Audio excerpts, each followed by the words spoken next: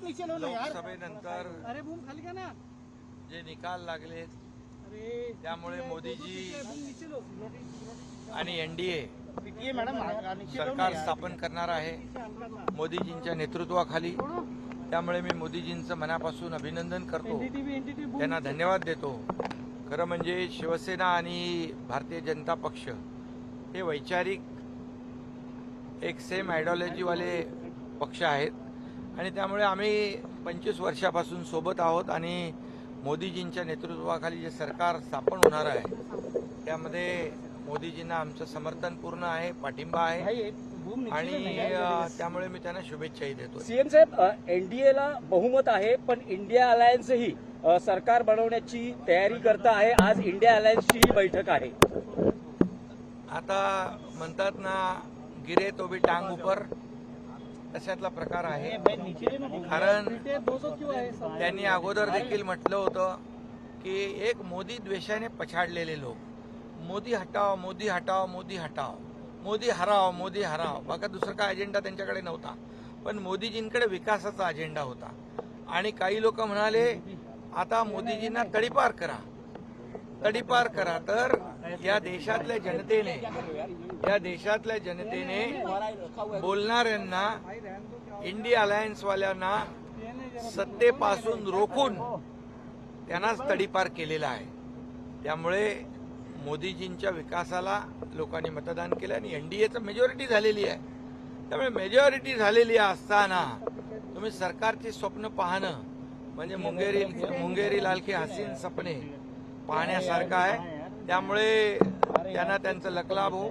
आम्ही एवढंच सांगतो, मोदीजींच्या नेतृत्वाखाली 10 वर्ष मोदीजींच्या सरकारने एनडीएने काम केलं आणि जे काम केलं त्या कामाच्या जोरावर या ठिकाणी लोकांनी त्यांना आशीर्वाद दिले।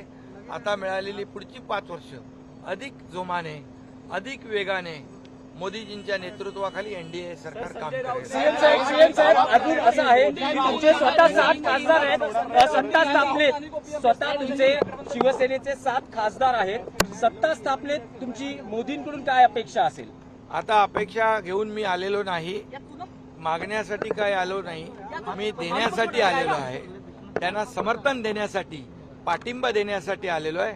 बाकी विषय जे आहेत ते नंतर होतीलच, परंतु आज मी काही मागण्यासाठी नाही, त्या मोदीजींना पाठिंबा देण्यासाठी, समर्थन देण्यासाठी।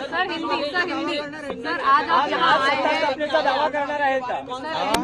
उद्धव ठाकरेंनी असं म्हटलं आहे की इंडिया अलायन्सने सरकार स्थापनेचा दावा करायला हवा, असं काल पत्रकार परिषदेत मैंने कहा है ना, मैंने कहा है कि मोदी जी को पूरी तरह जितनी मेजॉरिटी के लिए सांसद लगते हैं, संख्या लगती है, उतनी पूरी हो चुकी है, उससे ज़्यादा है।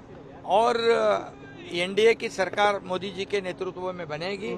उनका मैं अभिनंदन करता हूँ और उनको आज मैं समर्थन देने यहाँ पर आया हूँ, शुभकामनाएं देने आया हूँ।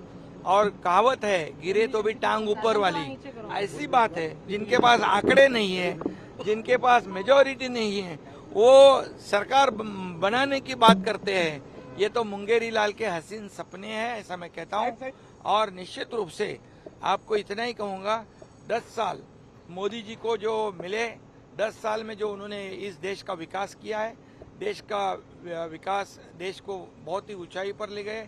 उनके बाद देश के विकास का एजेंडा था और सामने वाले जो थे विपक्ष वाले इंडिया अलायंस, उनको एक ही था, मोदी हटाओ मोदी हटाओ मोदी हराओ। ये ऐसे जो पीड़ित लोग थे, वो लोगों को, जो कई लोग कहते थे कि मोदी जी को तड़ीपार करो, तो तड़ीपार इस देश की जनता ने उनको किया है। सत्ता से रोककर जो बोलने वाले हैं उनको ही तड़ीपार कर दिया, उनकी जगह उनको दिखा दी है। सीएम साहेब, महाराष्ट्रात जे निकाल आले, महाराष्ट्राचे निकाल आले, महायुती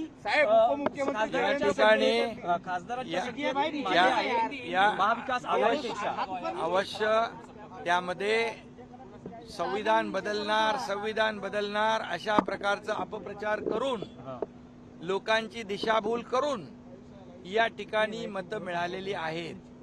परंतु मतांची टक्केवारी जर पाहिली मुंबईमध्ये तर महायुतीला 2 लाख मतं महाविकास आघाडीपेक्षा जास्त मिळालेली आहेत आणि टोटल मतदान जे आहे टोटल मतदान देखील एक समान झालेलं आहे.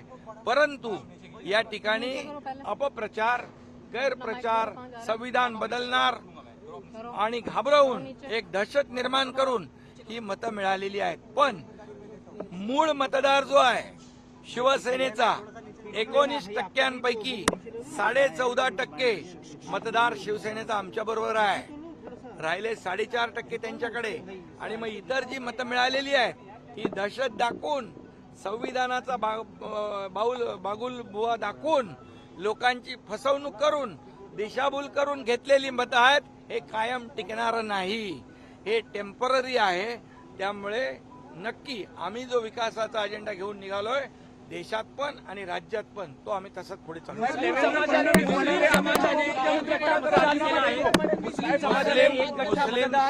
समाज